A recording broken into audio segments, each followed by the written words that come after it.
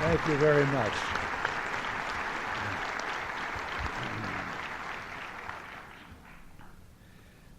Well,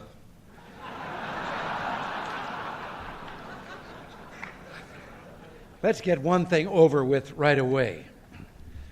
I know all of you are uptight, asking yourselves, is he going to say anything about Fritz Mondale? Well, Fritz will do all right. If he doesn't get the nomination, he can always do perfume commercials. Promise them anything but give them arpege.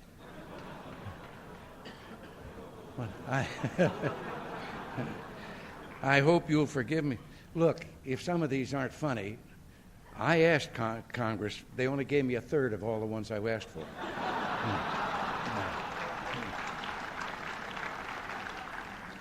But I hope you'll forgive me if I say that I'm filled with mixed emotions. To begin with, I didn't know there were so many of you that couldn't get tickets to the Gridiron. And I appreciate your inviting me, but I do get a little nervous at a ceremony where the new president is replacing the old one.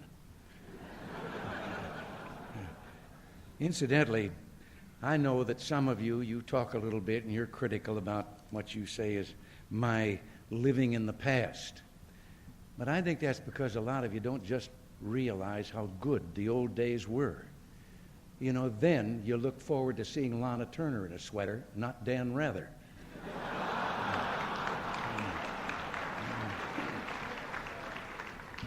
But you all have given me some problems at home. Nancy's taken to watching the press conferences, and now every time I answer a question, she says, I have a follow-up. And I hear that Leslie Stahl has been asking if anything can be done to improve my answers. Yes, ask better questions. But do you know what it's like to have Chris Wallace and Bill Plant screaming questions in your ear when you're only about 10 feet from the helicopter with the motor roaring, and you realize they're asking, what's wrong with your hearing, Mr. President?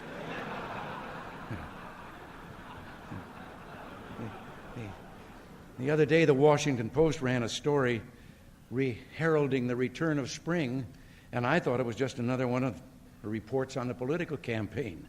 The headline said, the sap is running again.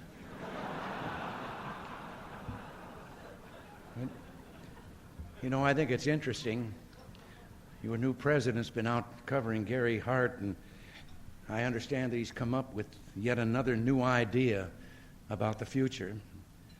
Avoid Roger Mudd. Every time he thinks about that interview, Ted Kennedy's entire life flashes before his eyes.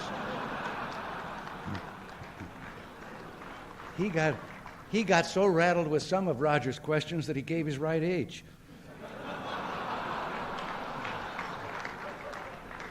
And of course, about that name thing, the other day he said that the name, as far as he knows, goes as far back as the Revolutionary War. Well, I wouldn't know about that far back, but I do feel that I remember running across somebody by the name of Hart Pence at San Juan Hill. You guys and gals are always trying to pin me down as to which candidate worries me the most, Mondale, Hart, or Jackson. None of those. The guy that scares me is Governor Dick Lamb.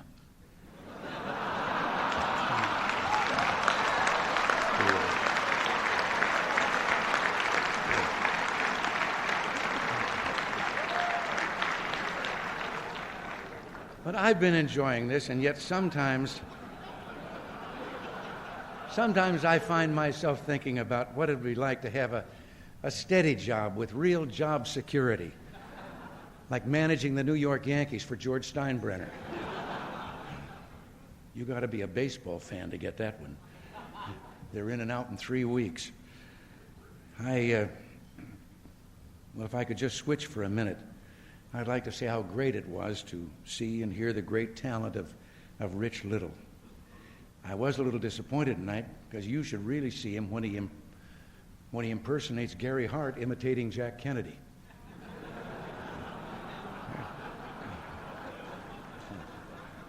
I'd like to have him come up with an imitation of a balanced budget. But, you know, I just don't understand those guys that are belly aching about the economy and trying to make out that everything is so bad. Inflation is down, taxes are down, unemployment is down, productivity is up. So, what's the beef? And what's all that talk about a breakdown of White House communications? How come nobody told me?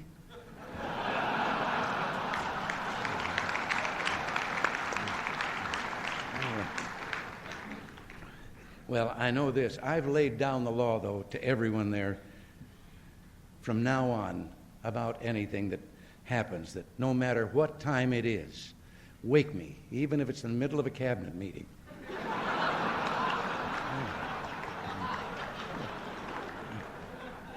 Another thing that needs taken care of are the leaks. And we're really going to get a hold of those already.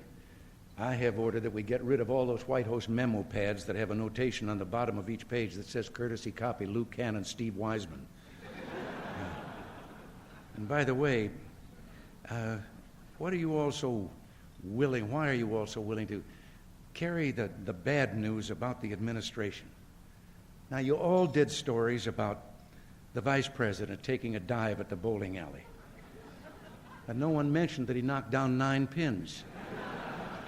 And if he'd have slid just a little further, he'd have caught the 10th one with his head. Bowling for Dollars wants him to do a guest spot. There's just one last thing, and that's those stories, and then I'm through, about Tip O'Neill and me, and as if we're having some kind of a fight or feuding. That's nonsense. Tip is really crazy about me. Just this morning, he sent me a whole case of Girl Scout cookies.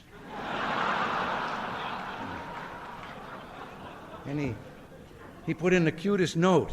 He said, they taste better if you eat them with your eyes shut. Well, thank you. Thank you all for inviting us to be here tonight. You know, the American people need you, and they need the truth.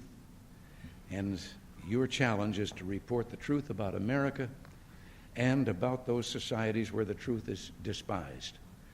And if the truth is served, then America is served, and we'll all remain free.